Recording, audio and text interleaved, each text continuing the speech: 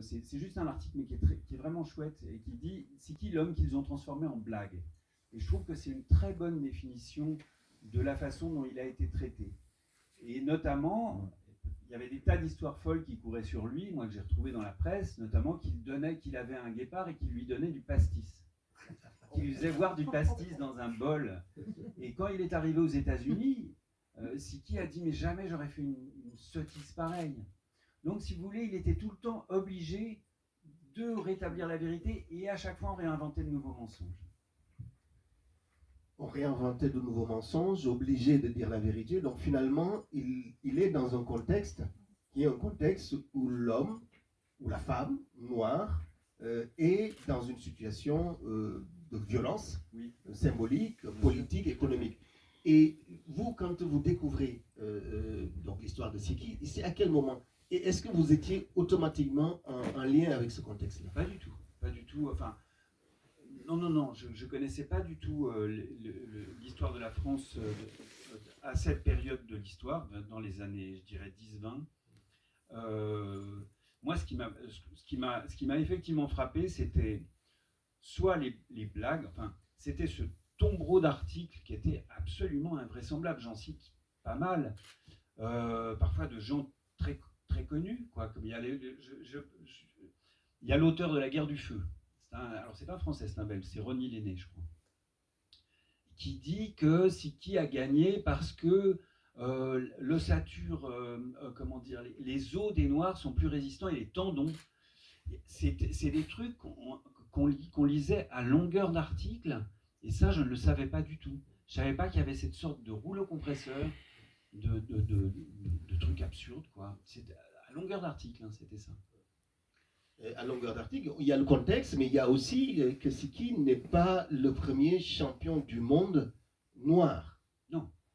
Puisque Jack Johnson, en 1908 ou 10, devient champion du monde aux États-Unis. Tout à fait. Est-ce que cette histoire-là, est-ce qu'elle était reçue déjà en France?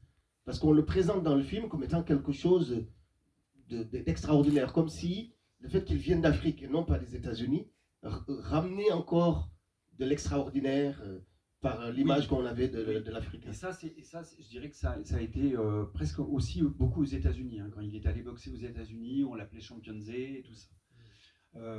Donc il y avait cette fascination. Mais c'est vrai qu'il y avait eu des boxeurs noirs américains. Il y avait Joe Janet et tout ça. Et là, c'est pour ça que l'histoire est parfois ambiguë, parce qu'on dit que Carpentier, qui a manifesté tant de racisme à l'égard de Siki, était un grand admirateur du boxeur Joe Janet. Donc les gens sont complexes parfois. Voilà. Mais ce que je sais, c'est que Siki a été considéré pendant longtemps comme n'était pas considéré comme un champion. Et vous voyez ce qui était dit à l'époque de Carpentier, je pense que c'était cru vraiment que Siki n'était pas un champion, qu'il n'avait pas à le rencontrer. Vous voyez, il y en a qui disent ça dans le film. Je pense qu'il y en a qui connaissaient mieux la boxe et qui avaient dit que Siki était un grand champion. Alors le paradoxe aussi, c'est que on est dans un contexte colonial, raciste, en Europe et en Amérique d'une manière générale. Mais paradoxalement, dans un premier temps, Siki semble extrêmement critique vis-à-vis de la société américaine, donc ne veut pas y aller dans le film. Puis finalement, il y va. C'est-à-dire qu'à la fois, on peut en France le considérer, en tout cas l'élite semble-t-il le considère comme un sauvage, mais le peuple le soutient. Enfin, on est dans plein de contradictions. Tout à fait. L'élite, je dirais, réactionnaire hein, quand même. C'est-à-dire qu'il a beaucoup de soutien. Alors c'est des soutiens certainement très minoritaires. C'est l'Humanité le soutien. Et l'Humanité le soutien. Le journal L'Humanité fait des articles pour soutenir Siki et pour soutenir Siki contre Carpentier, qui est pourtant une idole, mais l'Humanité prend clairement parti contre Carpentier, qu'elle nomme le... Il y a un très bel article qui est apparu en première page de l'Humanité quelques jours après la victoire de Siki. Ça s'appelle « De Siki à la Révolution mondiale ». C'est par un très grand... C'est par un très grand communiste qui s'appelait Paul Vaillant-Couturier, excusez-moi. Et voilà, donc c'était quand même c'était ambivalent. quant au fait qu'il est parti aux États-Unis, là, c'est peut-être pas. Le film n'est pas parfait, on a pour chacun la petite pierre. Il est parti aux États-Unis parce qu'il n'avait pas le choix. Il ne pouvait plus boxer. On lui donnait plus, on le faisait plus. Il ne pouvait plus boxer en France. C'est pour ça d'ailleurs qu'il va rencontrer le boxeur irlandais, c'est qu'on ne lui donne pas sa chance en France. Il faut savoir ça. Il faut savoir ça, et vous allez découvrir, en tout cas redécouvrir cette histoire, parce que vous allez vivre à Saint-Louis du Sénégal, si j'ai bien compris. Et comment se fait justement cette redécouverte finalement de Siki? Est-ce que vous étiez parti pour le rencontrer, ou bien comment les choses se passent? Non, en fait, ce qui s'est passé, c'est que moi, j'étais parti à Saint-Louis parce que j'étais tombé amoureux de cette ville. Et donc, c'était vraiment un projet d'aller vivre à Saint-Louis quelque temps. C'était 1 an à peu près. Et en fait, c'est plutôt ça, c'est plutôt joué dans ce sens-là. C'est-à-dire que j'ai redécouvert, je l'avais vu quand j'étais gamin parce que je m'intéressais au sport, donc j'avais entendu parler de Siki. Et j'ai découvert le monsieur qui était là, dirigeait le monsieur sénégalais qui est le. Et qui disait que les filles pleuraient, c'est ça? Voilà. Oui. Il se présentait comme le neveu de Battling Siki. Personne ne peut savoir si c'était vrai, véritablement. Il y a beaucoup de légendes. Mais ce qui est sûr, c'est que ce monsieur a consacré beaucoup de temps et d'énergie à défendre la mémoire de Siki et qui tenait un café qui s'appelait le Battling Siki. Ouais.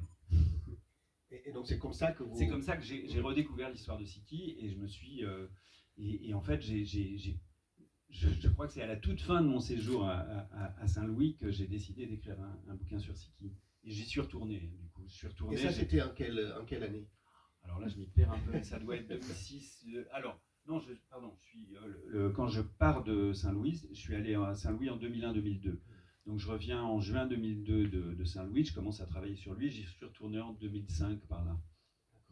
Et c'est quand même étonnant parce que moi je croyais n'avoir pas vu ce film, mais en fait je l'ai déjà vu. Ah oui. Je crois que c'était sur Arte ou quelque chose comme ça. Peut-être France 5. Peut-être France 5. Ouais, mais en tout cas, et ça m'avait toujours semblé curieux que ce soit c'est un film qui est fait par des Hollandais. C'est ça. Et ça m'avait toujours semblé. Et en organisant ce Black History Month, et en ayant autant de difficultés à trouver ce film, je me suis dit, mais comment ça se fait qu'en France, une telle œuvre, finalement, n'est pas générée de production française? Oui, moi, j'avoue que ça a été ma surprise. Je me suis dit, ça serait enfin, en plus, vous voyez, c'est une histoire incroyablement romanesque. Il y aurait vraiment de quoi faire. C'est vraiment un scénario donné, je dirais. Donc, je sais que des gens travaillent dessus. C'est toujours difficile de monter des films, mais... Il y a Achak, je crois, qu'il y avait, avec Pascal Blanchard, Achak, ils avaient fait un petit film, ils avaient fait une petite série, mais ça dure quelques minutes. Il y a une BD. Hein. Il y a une BD. Ouais, mais ça, je ne savais pas. Mais sur YouTube, notamment, vous le trouvez, Achak a fait un petit film sur les sportifs en France. Achak, c'est une sorte de centre de recherche dirigé par Pascal Blanchard. Ils font beaucoup de réalisations. Et ils ont fait mais vraiment un tout petit film de quelques minutes. Il y a un truc incroyable, c'est là où c'est assez beau, c'est que moi j'ai écrit mon bouquin et j'ai découvert que des gens avaient travaillé dessus. Et puis, il y a des gens qui sont venus me voir. C'est comme une sorte de... C'est une traîne sans fin, c'est-à-dire qu'il y a un musicien italien qui a fait un disque magnifique, un jazzman qui s'appelle Battling Siki, je crois, c'est 6 rounds.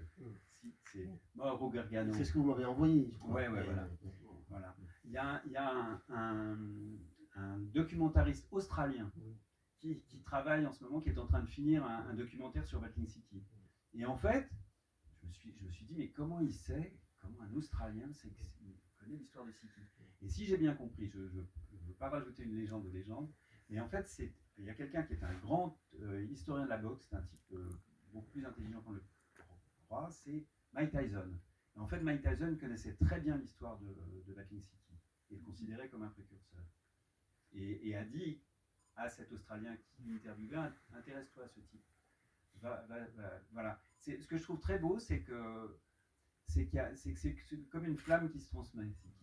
Il y a aussi un Sénégalais, un réalisateur, Ousmane William Baye, qui avait un projet, je l'ai contacté, parce que je pensais que son projet avait abouti sur Siki, mais qui n'est pas parvenu à le faire. Je vais lire un petit extrait, si vous le voulez bien, de votre livre, Mamkomba Bang est la déesse du fleuve Sénégal.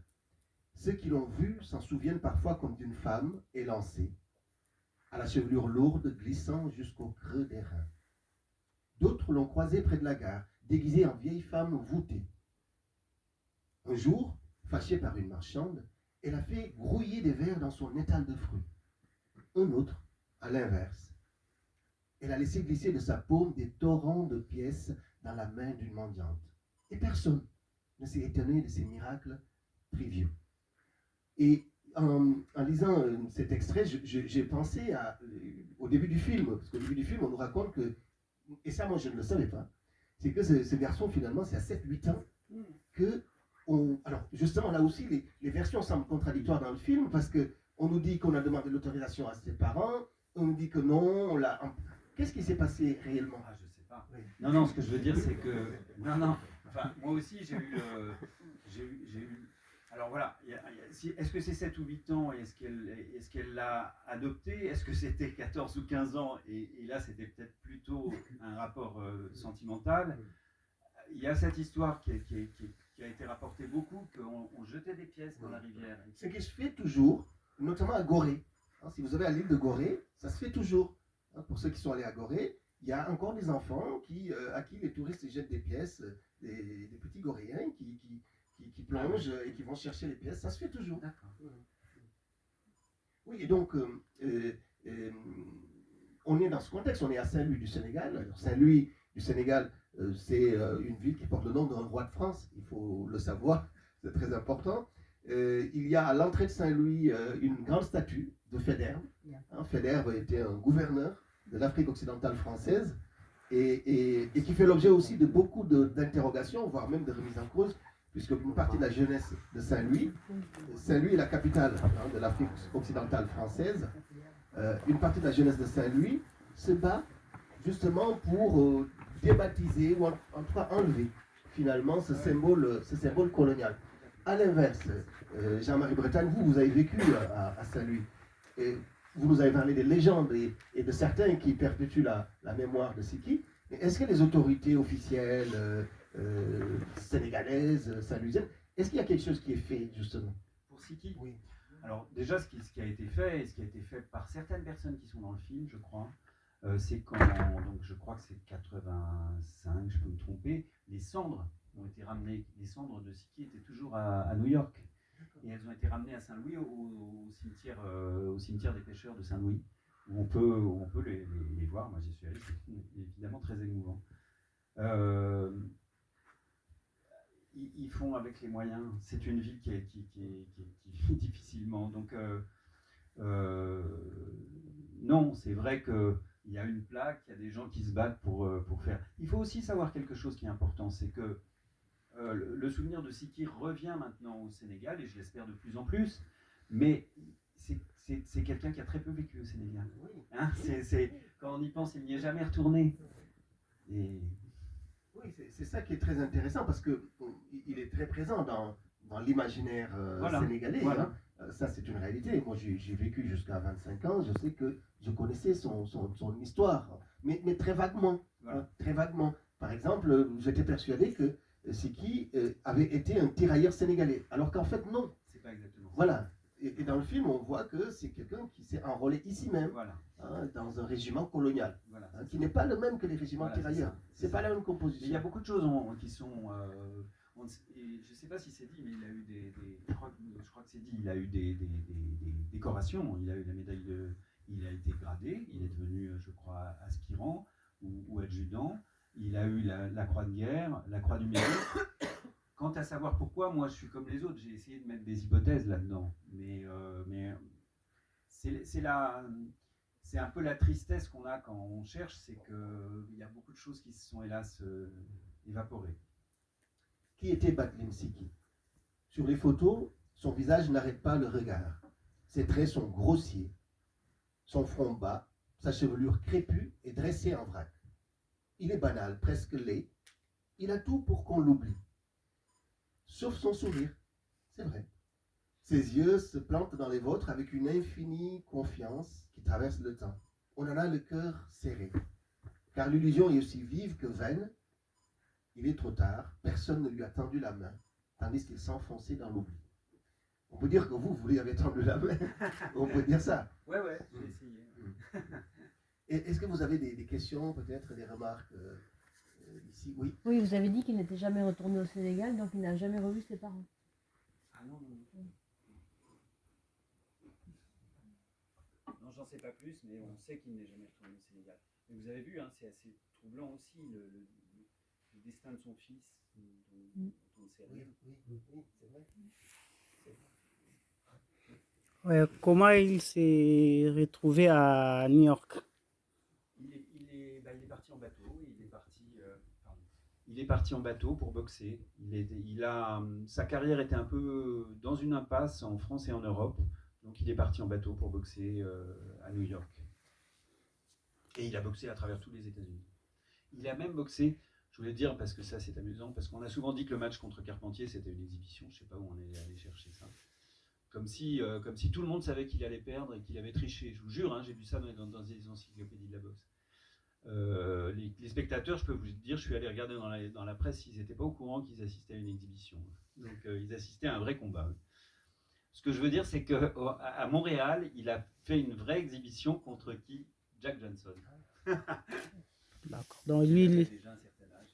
il est parti juste pour faire des combats et après il est resté là-bas, vivre là-bas, après on l'a tué là. C'est ça, c'est exactement ce qui s'est passé. Ah, d'accord. Il restait très peu, hein, ça a duré 2 ans, à peine 2 ans. D'accord. Merci. Oui. Oui, quelles sont les hypothèses sur sa mort alors, de vengeance? Alors, il y a une hypothèse de vengeance, qui est développée là du match contre Carpentier. Il y a aussi un jeune boxeur c'est une histoire assez savoureuse. Siki était un peu, buvait beaucoup et il ne s'entraînait plus beaucoup. Pour pas dire plus du tout. Il avait des kilos en trop et tout ça. Et la mafia faisait monter j'ai trouvé ça dans un très très bon bouquin aussi qui est paru. La mafia faisait monter parfois des champions comme ça, des jeunes champions, et il fallait des matchs de référence pour asseoir leur réputation. Donc on va rechercher Siki qui ne représente plus aucun danger. Mais on pourra toujours dire, vous voyez, il a battu Siki, l'ancien champion du monde et tout ça, sauf que Siki a donné une leçon au petit gamin et que la mafia n'était pas contente du tout. Parce qu'il avait beau avoir arrêté de boire 2 jours plus tôt, il l'a quand même battu. Il a été déclaré battu, hein, Siki, mais personne n'était dupe. Voilà, donc ça aurait pu être une vengeance de cette histoire-là. D'un mot, ça peut aussi être ce qu'a dit Okanyashak, c'est-à-dire un crime raciste. Et il paraîtrait que Carpentier a reçu beaucoup de lettres de ses fans qui disent qu'ils l'ont vengé, qu'ils ont vengé sa défaite. Oui, tout à fait. On ne sait pas si c'est vrai ou non. Si, je crois que c'est vrai. Ça, je crois que c'est vrai. Donc ça aussi, c'est une hypothèse, bien sûr. Alors la mafia qui est très présente dans le milieu de la boxe, hein, depuis toujours, on le sait. Mardi dernier, on a fait ici une projection, une discussion autour de Jack Johnson, et notamment on a parlé de Sonny Liston avec Eli Robert Nico, parce que Sonny Liston est moins connu par exemple que Mohamed Ali. Il est contemporain de Mohamed Ali, et c'est quelqu'un qui a été l'objet de la mafia à un point incroyable. Oui, tout à fait. Alors, moi, je me souviens plus bien de l'histoire de Liston, mais il y avait un match notamment qu'il a perdu, enfin qui est truqué, donc contre. Oui, il y avait beaucoup de trucage. Y compris contre Ali. Hein. Oui, y compris contre Ali. D'autres remarques, d'autres questions avant qu'on appelle notre comédien de ce soir, Ataya Mokonzi? D'autres suggestions? D'autres remarques? Juste, excuse-moi. Oui, excuse-moi, est-ce qu'on avait arrêté la personne qui lui a tué ou c'était une. Qui a tué Siki? Oui. Non, pas que je sache. C'était pas identifié. On a arrêté ceux qui ont semblé tuer Malcolm X. Nous sommes le 21 février. Bon, il paraîtrait que c'est pas vraiment eux, quoi.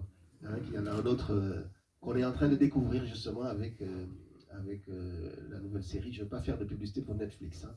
Voilà, il y a un documentaire très intéressant qui passe en ce moment sur l'histoire de Mohamed Ali et qui semble être très documenté, justement. D'autres remarques, d'autres questions? Oui. Ils ont quand même fait une enquête sur son décès ou pas? Sur le meurtre? Siki, oui, il y en a une. Okay. Il y en a une dans les semaines et les mois qui ont suivi, mais qui n'a rien donné à ma connaissance. Et pour en finir à sa vie privée, parce que même si on ne sait pas grand-chose de son fils, on le voit. Hein, et puis, on a aussi une sorte d'effacement de la mémoire de la femme, la première femme qu'il a eue hollandaise, semble-t-il. Il s'est remarié aux États-Unis. Qu'est-ce que ça vous évoque, vous? Je ne sais pas si vous l'évoquez dans Ah votre oui. livre. Moi, en fait, il devait être chassé des États-Unis et il s'est marié. Alors, il y a là aussi plusieurs hypothèses, mais l'une des hypothèses, c'est que c'était cette femme américaine qui en quelque sorte, lui a proposé pour le sauver. Et je ne sais pas s'il a dit. Je pense pas qu'il a dit qu'il était déjà marié, mais donc effectivement, il a été marié 2 fois sans divorcer. Mais ça, c'est Siki. Enfin, comment dire? C'est-à-dire qu'il y a une sorte de. Parfois, sa vie devient légendaire, ou presque irréelle, ou presque invraisemblable. Enfin, Bon, bah écoutez, s'il n'y a pas d'autres questions, vraiment remercier très chaleureusement et l'applaudir. Oui, alors, on espère vivement que votre livre soit quand même réédité, parce que je pense vraiment que c'est une vie qui mériterait d'être mieux connue, partagée aujourd'hui. J'espère qu'il sera réédité. En tout cas, grand merci à vous, Jean-Marie Bretagne, d'être venu jusqu'à nous pour nous parler de Batlin Siki.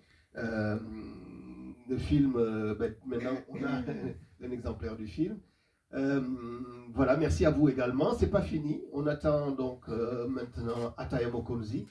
Donc il va y avoir un petit changement de plateau pour écouter un texte qui parlera, je crois, de cette histoire, de l'histoire de ce combat, le combat du siècle, The Rumble in the Jungle, comme ils appelaient ça à l'époque, entre Mohamed Ali et George Foreman. C'était en octobre 1974 à Kinshasa.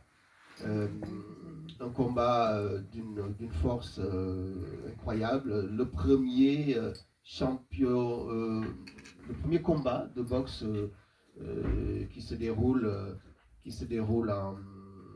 en Afrique à l'époque, sous le règne de Mobutu Sese Seko. Un combat avec des gros sous, avec une ribambelle de grands chanteurs, de grands musiciens. Il y a un immense concert. On a même fait une sieste musicale au Rocher de Palmer. Donc on a fait une sieste musicale au Rocher de Palmer. C'était le 14 février dernier, justement sur les musiques de ce combat du siècle. Voilà, donc on va tout à l'heure écouter Ataya Mokonzi. Je crois qu'elle est prévenue, hein, c'est ça, il est prêt, vous savez? Ataya? Non, il est prêt? Ah, ok, il est prêt. Très bien. Mais écoutez, Ataya Mokonzi pour la troisième partie de notre soirée. Merci.